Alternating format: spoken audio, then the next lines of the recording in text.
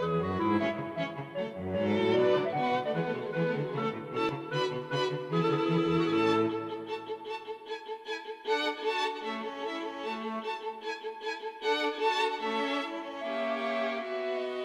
producing this DVD as a foundation to nearly all of my other ones, because it's very difficult to paint in pastels, watercolour, oils or any medium without having a basic grasp of the drawing techniques, of perspective, of not only just linear perspective but aerial perspective, and colours, colour intensities, tones, all of these things that are your armoury to help you to make a painting, especially a figurative painting.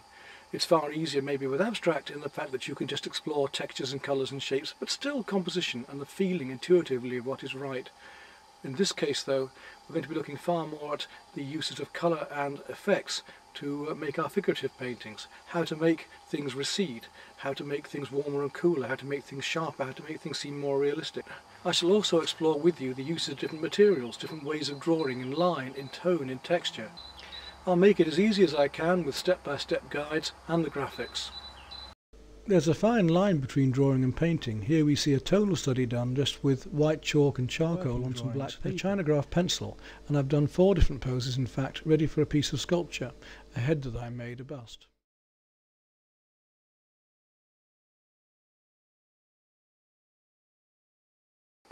Okay, let's take a look at what we're actually going to draw with.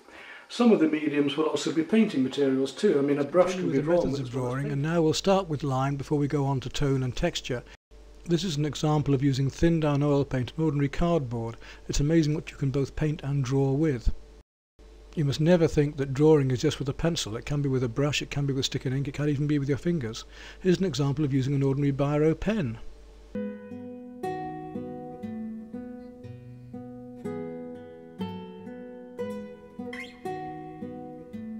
Draw with a pen. This beautiful drawing by Picasso here on the right demonstrates the beautiful use of simple line. Let's have a look at this in a drawing done by me of a horse using stick and ink out of doors. It's quite rapid. So we're going to work with a piece of stick just sharpened up like this and an ordinary jar of drawing ink. That's probably enough just to get me going, just to loosen up. Scotland using brush and ink. A fine brush is a very good instrument for drawing with.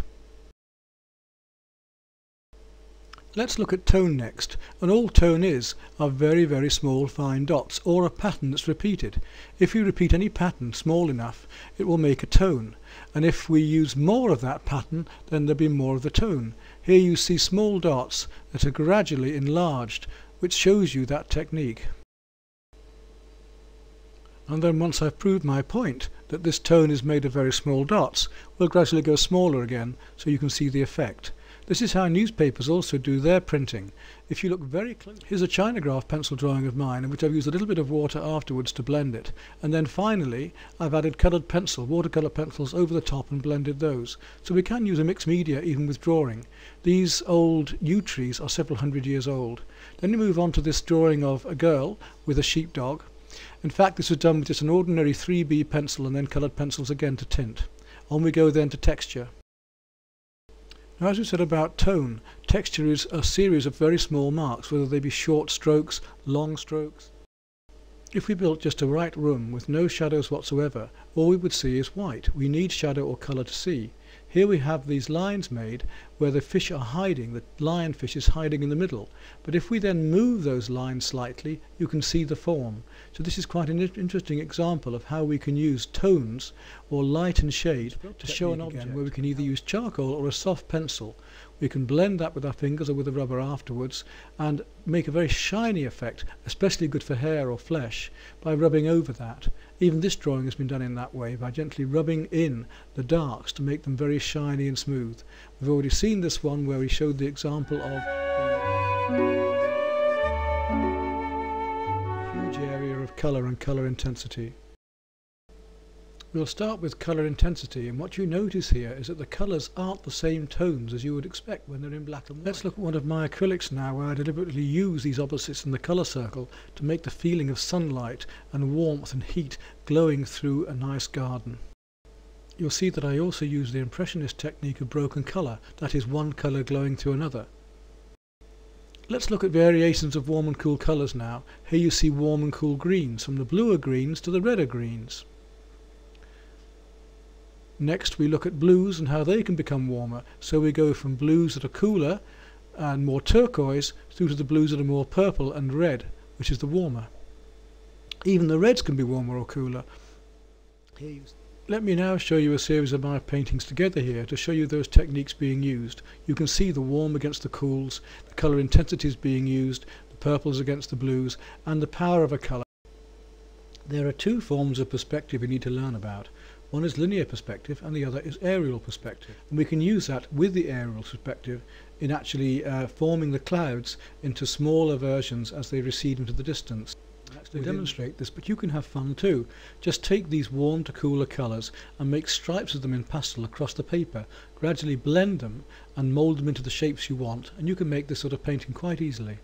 And here's the finished version for your work. But there is an exception, and that's with a sunset.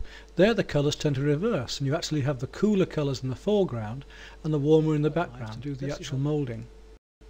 You often hear it asked as a teacher, how do I paint glass, how do I paint metal, how do I paint these different reflections and special effects? You can see the comparative chart I've made of colours before doing the painting on the right of Scotland. Note the varieties of warm and cool greens. But before using such a big palette of pure colour, it may be best to explore and understand what you can do with just a few colours. And finally, black will give you a blue. You notice how things are larger and wider in the foreground and then gradually disappear to one point into the distance, getting closer and closer together. If you make a simple X somewhere in the middle of your paper and then draw lines from the outside in an X form meets the sky, it is our eye level, it is the viewer's eye level, or Bridlington Beach, showing how we can use this effect of one-point perspective with the lines in the sand formed by horizon is the same height as her head, so she is the same height as us. We feel that he is the same height as us and his head the same level of perspective and horizon. The level of the heads of the figures would actually drop below the horizon as the hill drops.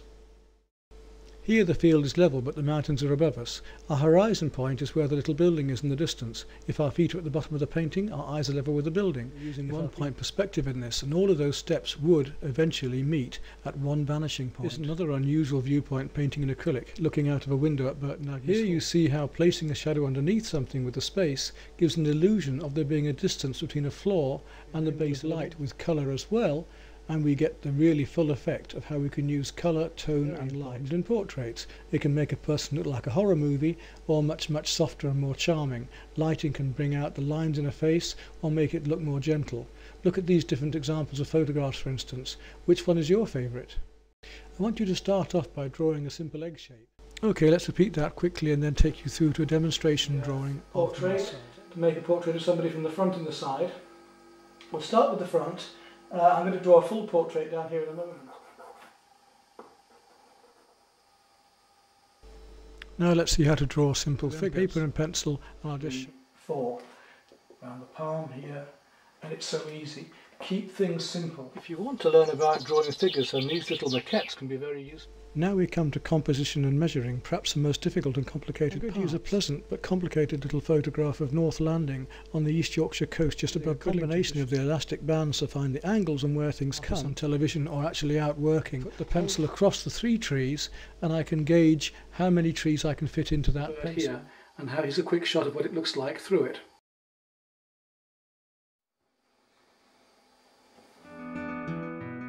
One-point perspective. Look how that happens here. As I tilt the chessboard from flat into one-point perspective and drag it out towards us, you get these tiles going smaller and closer together as they go away from us.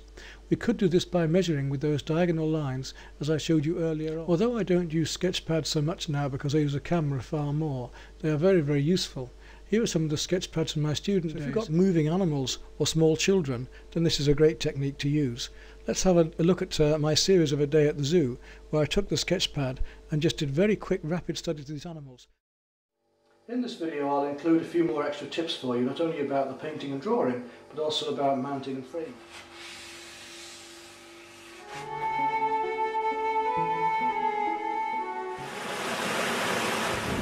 Well, here we are in what seems like a perfect spot to a little mixed media charcoal pencil, coloured pencil drawing. So now it's time to start looking at basic tones before we start putting in more texture.